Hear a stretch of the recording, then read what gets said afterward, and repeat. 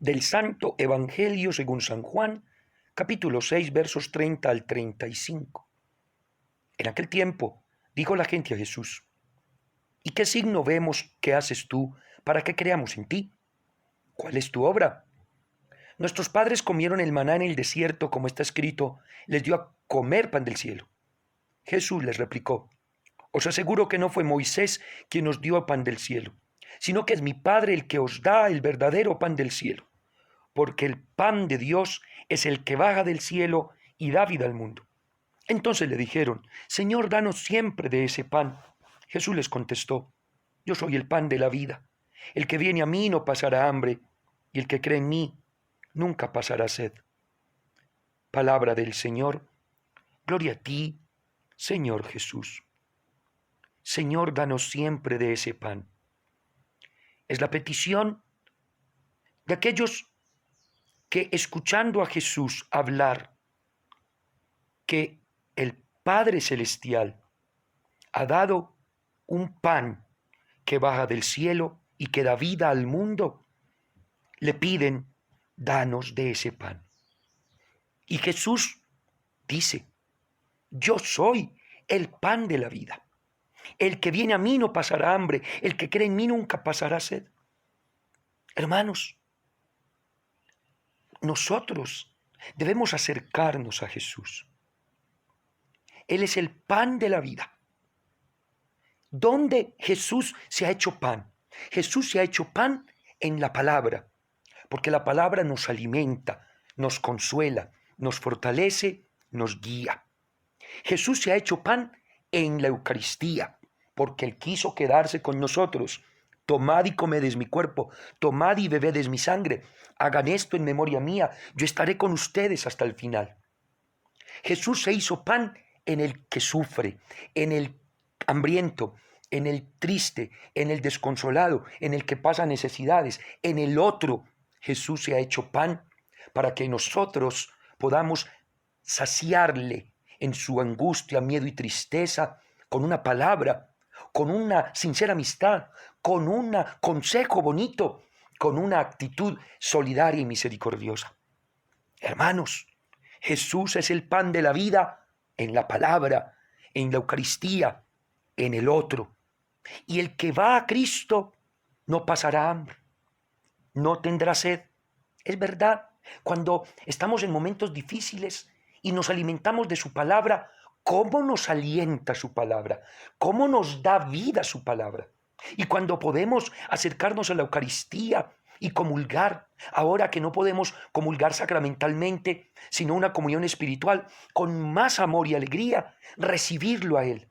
Y ni qué decir cuando vemos a Jesús en el otro. Y en el otro está tu pareja, están tus padres, están tus hijos, están tus hermanos, están tus amigos, tus vecinos, tus compañeros de estudio, de trabajo. Jesús, Jesús, pan de vida. Vamos a Cristo, acerquémonos a Él. Él quiere llenarnos de su bendición. Les aseguro que no fue Moisés quien les dio pan del cielo, sino mi Padre el que da el verdadero pan del cielo. Claro que sí. El amor del Padre es tan grande que nos ha dado a su Hijo para que Él, con su palabra, con su presencia, con su gran bondad y misericordia, nos deje ver todo el amor, no solo que Él tiene, sino el que el Padre tiene por cada uno de nosotros. Acerquémonos entonces con toda la gracia que el Espíritu Santo nos está regalando para comprender que Jesucristo quiere alimentar nuestras almas y nuestras vidas con su palabra, con la Eucaristía y con una muy buena y mejorada relación con los que están a mi alrededor. Eso es ser cristiano, descubrir a Cristo como el que da la vida, como el que nos ayudará a no pasar hambre y a no tener sed a nivel espiritual, a nivel de relación. Esa es la vida nueva que nos da Jesús. Amén. Aleluya. Ven Espíritu Santo, ven Espíritu de Dios. Ven Espíritu de amor. Ven semilla creadora del Verbo encarnado. Ven don desbordante de Cristo resucitado. Ven, artesano discreto del universo. Ven, ven Espíritu Santo, en la presencia de Cristo Eucaristía. Ven Espíritu Santo, inspírame. Tú eres fuente de luz. Ven Espíritu Santo, guíame y hazme testigo valiente del amor de Dios. Ven Espíritu Santo y dame coraje para no dejarme vencer. Ven Espíritu Santo, sé mi esperanza. Ven Espíritu Divino y actualiza en nosotros los dones que en Pentecostés regalaste y que hoy también nos regalas. Ven Espíritu Santo, ven Espíritu Santo y ayúdame a amar a la iglesia y a no confundirme con doctrinas llamativas y extrañas. Ven Espíritu Santo a la iglesia y mueve a muchos a querer seguirte con una vocación seria por el reino. Ven Espíritu Santo a todos nosotros que somos peregrinos en este mundo. Ven Espíritu Santo, líbranos de todo temor, de las nostalgias del pasado, de las penas y angustias del pasado, y fortalece nuestro presente y ayúdanos siempre en nuestro futuro. Ven Espíritu Santo, necesitamos de ti. Ven Espíritu Santo, infunde toda tu gracia. Ven Espíritu Santo, tú eres el regalo del Padre. Ven Espíritu Santo, tú vienes dado por Cristo. Ven Espíritu Santo, fuente de amor verdadero, manantial de gracia, vida en el alma, hálito divino, vínculo de paz. Ven Espíritu Santo, dame vida, dame fuerza, hazme valiente. Ven Espíritu Santo, inspírame en todo. Ven Espíritu Santo, ven Espíritu Santo. Ven Espíritu Santo, necesitamos de ti. Haz arder en nosotros el deseo de la gracia. Ven Espíritu Santo, haznos fieles a nuestro bautismo, haznos generosos en la entrega por el reino. Ven Espíritu Santo a nuestras vidas. Ven Espíritu Santo de Dios. Amén. Mis queridos hermanos, entramos pues ya a la recta final del libro de los Hechos de los Apóstoles. Recordemos que tuvimos pues un inicio muy bello, recordando entonces cómo el libro de los Hechos de los Apóstoles nos comienza hablando en el momento en que sucede la ascensión y que precisamente el Señor, antes de subir a los cielos, les dice: ustedes van a recibir la fuerza del Espíritu Santo. Hechos de los Apóstoles 1, 8 y siguientes. Luego leíamos y compartíamos el momento mismo de Pentecostés en Hechos de los Apóstoles 2, 1 al 13, pero nos deteníamos en el versículo 4, donde dice: quedaron todos llenos del Espíritu Santo. Luego decíamos el primer discurso de Pedro, donde él empieza a recordarles, eso está en Hechos 2, 14 y siguientes, diciendo que se ha cumplido la promesa de Joel, de que sucederá, que será derramado el Espíritu Santo en todos. Luego entrábamos a un momento muy importante, y es que esa acción del Espíritu predicada por Pedro, movida por la acción de Pentecostés e irradiada por Cristo, que hizo la promesa de que enviaría el Espíritu Santo, comenzó a mover conversión. Y entonces es cuando en Hechos de los Apóstoles 2, 37 y siguientes vemos cómo muchos se hacen bautizar y reciben el don del Espíritu Santo. Y es así como las primeras comunidades comienzan a vivir bajo la efusión de ese Santo Espíritu. Luego entrábamos a ese momento tan interesante de Simón el Mago, que quería o pensaba de manera equivocada que lo del Espíritu Santo era como un poder mágico y que él quería comprarlo, que él quería tenerlo. Y dejábamos claro que esa no es la acción del Espíritu, que la acción del Espíritu es precisamente el poder de Dios obrando en cada uno de nosotros. Bueno, entremos aquí a un momento crucial de la historia de los apóstoles, y es la vocación de Saulo, que luego va a ser Pablo. Recordemos que Saulo era perseguidor de cristianos. Qué lindo que te leas todo el capítulo 9 de los Hechos de los Apóstoles, pero especialmente los versículos del 1 al 19, donde se habla de ese momento en el que Saulo es llamado y es tocado camino así hacia Damasco, en donde la fuerza de Dios lo empieza él a transformar, ¿cierto?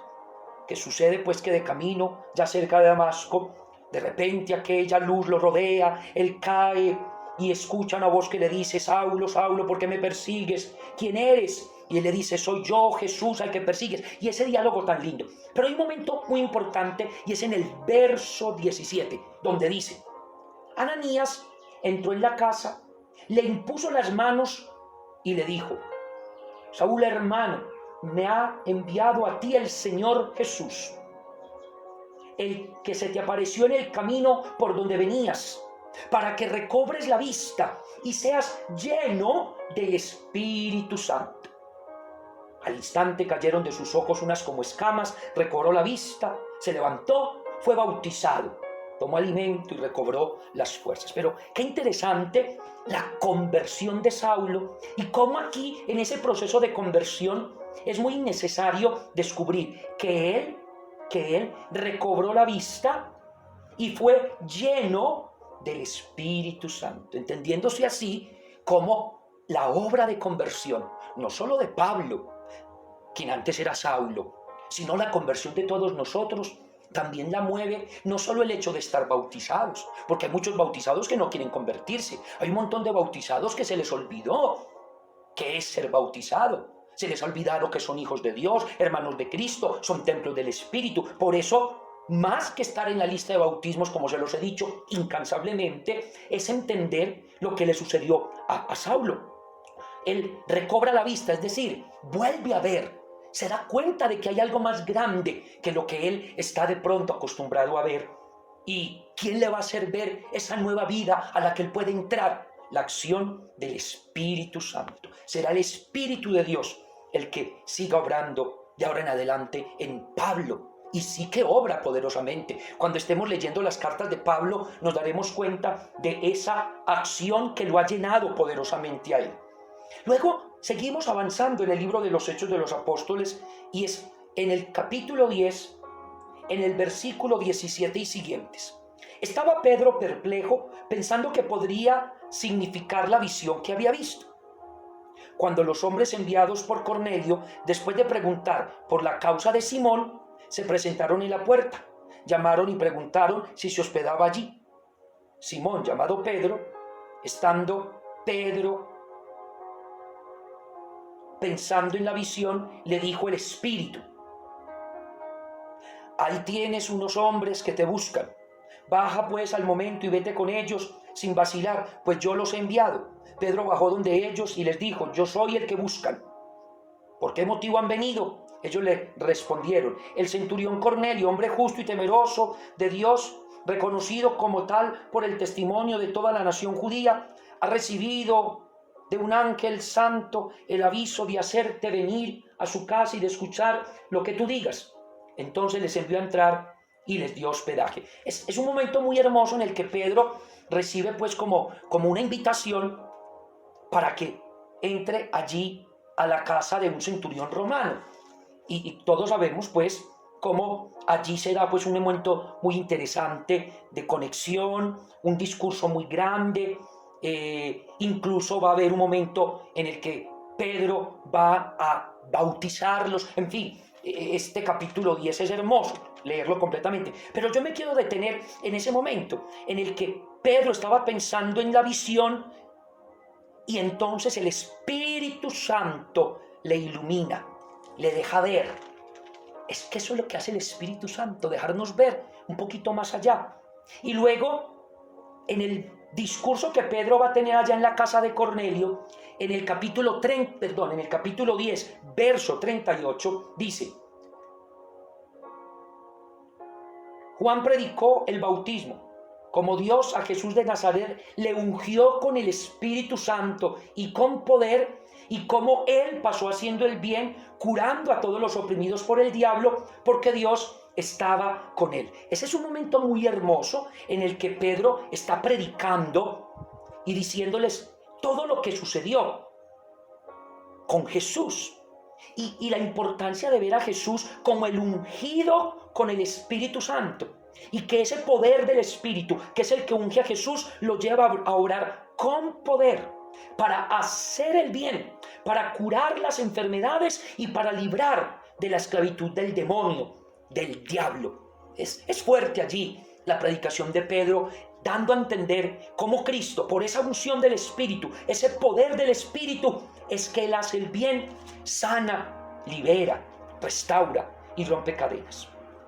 Avanzando en el libro de los Hechos de los Apóstoles, entramos hacia el capítulo 11. En el capítulo 11, en el versículo 27 y siguientes, estamos allí en la fundación de la iglesia de Antioquía. Y allí está Bernabé, Saulo, los delegados. Y dice: por aquellos días bajaron unos profetas de Jerusalén a Antioquía.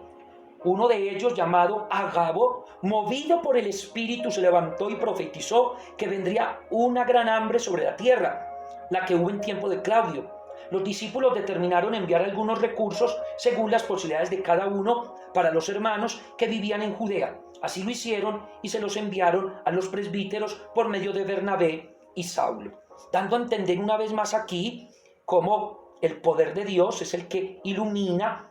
El poder de Dios, bajo la acción del Espíritu, nos mueve a obrar el bien e incluso da discernimiento sobre qué decisiones se tienen que tomar. En este caso, la de compartir con los más necesitados por situaciones difíciles que estaba pasando la comunidad.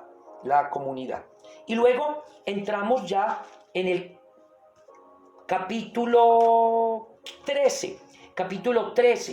En el capítulo 13 dice, un momento muy importante, allí se está hablando pues de la misión de Bernabé y de Pablo, y que su punto crucial va a ser el gran primer concilio de Jerusalén, porque el primer concilio que se dio fue en Jerusalén. Había en la iglesia fundada en Antioquía profetas y maestros: Bernabé, Simeón, llamado Niger, Lucio de Cirene, Manahén, hermano de leche del tetrarca Herodes, y Saulo. Mientras estaban celebrando el culto del Señor y ayunando, dijo el Espíritu Santo: sepárenme ya a Bernabé y a Saulo para la obra a la que los he llamado. Entonces, después de haber ayunado y orado, les impusieron las manos y los enviaron. Ya comienza a describirse en el libro de los Hechos de los Apóstoles la importancia de un ministerio consagrado, de un ministerio ordenado, que será lo que nosotros conoceremos como la ordenación episcopal, presbiteral y diaconal, toda en orden al servicio. Entonces, ¿cómo es la acción del Espíritu Santo que va separando a algunos hombres para el servicio? Qué bonita esa expresión. Dijo el Espíritu Santo: separadme. Y eso sigue haciendo el Espíritu Santo. Sigue suscitando vocaciones, sigue separando a algunos hombres y mujeres comunes y corrientes, pero nos separa para que les sirvamos, para que ese llamado sea de servicio. Y qué interesante que la elección que le hicieron a Bernabé y a Saulo fue en medio de oración, en medio de ayuno. Y cuando ya decidieron, en medio de oración y ayuno, imponerles las manos, los envían. Ya allí comienza también a describirse cómo imponer las manos es transmitir el Espíritu Santo. ¡Qué belleza! ¡Qué unción tan grande la que nos empieza a describir ya el libro de los Hechos de los Apóstoles! Cómo a través de la imposición de manos se transmite el Espíritu Santo. Y esa es la que hemos venido nosotros recibiendo. Por eso tenemos que a su vez los apóstoles impusieron las manos a otros y ellos a sus sucesores hasta nuestros días. Y de ahí la importancia de que el sacerdote le imponga las manos al niño cuando es bautizado para transmitir el Espíritu Santo, y que el obispo imponga las manos en la confirmación para transmitir el Espíritu Santo, y que el sacerdote cuando confiesa impone las manos para transmitir el Espíritu Santo y perdonar en nombre del Señor y por la acción del Espíritu. el pecado del que está allí arrepentido, y la importancia de que en la unción de los enfermos el sacerdote imponga las manos sobre el enfermo para ungirlo. Y de ahí el hecho tan significativo del cual yo les he hablado tantas veces, de la imposición de manos y de no dejarnos imponer manos de cualquier persona. Yo no estoy diciendo que no existan laicos que tengan el poder del Espíritu. No estoy diciendo que no existan laicos muy consagrados, muy ungidos. Los hay, y más ungidos que muchos de nosotros los ministros. Pero hay algo que tenemos que entender. La transmisión del Espíritu Santo a través de la imposición de manos es un signo muy, muy claro que viene por la efusión, sí, la efusión de ese espíritu y la transmisión de esa efusión por la imposición de manos. Dejemos que los consagrados, los separados, y no separados porque seamos perfectos, sino por una elección especial y por un servicio especial, sean quienes nos impongan las manos como ministros. ¡Qué signo tan lindo! Valoremos el signo de la imposición de manos, que tiene una particularidad, efusión de espíritu, a lo largo de la historia de la Iglesia, de la elección de los ministros, de los sacramentos y de la oración que hace la Iglesia, como ustedes muchas veces lo han recibido de mis manos, y la catequesis que yo constantemente les doy sobre no dejarse imponer las manos, así como si eso fuera algo mágico o algo simplemente de ritos supersticiosos, cuando lo que se pide ahí es netamente efusión de Espíritu Santo. De ahí que cuando yo te impongo las manos, lo que estoy diciendo es recibe el poder del Espíritu Santo. Bueno, y vamos terminando con Hechos de los Apóstoles, hacia el capítulo 19. En el capítulo 19 encontramos en los primeros versículos esta expresión: mientras Apolo estaba en Corinto, Pablo atravesó las regiones altas y llegó a Éfeso, donde encontró a algunos discípulos. Él les preguntó: ¿han recibido el Espíritu Santo cuando abrazaron la fe? Ellos contestaron: pero si nosotros no hemos oído decir ni siquiera que exista Espíritu Santo. Él replicó: pues ¿qué bautismo habéis recibido? Ellos dijeron: el bautismo de Juan. Pablo añadió: Juan bautizó con un bautismo de conversión, diciendo al pueblo que creyeran en el que había de venir después de él, o sea, en Jesús. Cuando oyeron esto, fueron bautizados en el nombre del Señor Jesús. Y habiéndoles Pablo impuesto las manos, vino sobre ellos el Espíritu Santo, y se pusieron a hablar en lenguas y a profetizar. Eran unos 12 hombres. Palabra de Dios, te alabamos, Señor. ¡Qué texto tan bello! Este es un texto profundamente eclesial, y es un texto que nos sirve mucho a nosotros. Miren que hoy también yo te puedo preguntar: ¿has recibido el Espíritu Santo al abrazar la fe? Yo te lo puedo preguntar. ¿Has recibido el Espíritu Santo al abrazar la fe?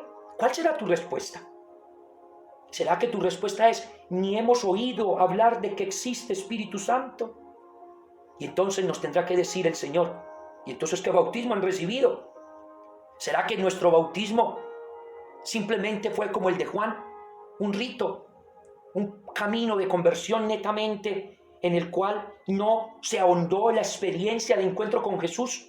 O al contrario, si sabes quién es el Espíritu Santo, reconoces su poder, has sido bautizado recibiendo esa acción del Espíritu Santo, y en el nombre del Señor Jesús estás recibiendo Espíritu Santo, pero de pronto se ha dormido, no lo estás avivando con fuerza.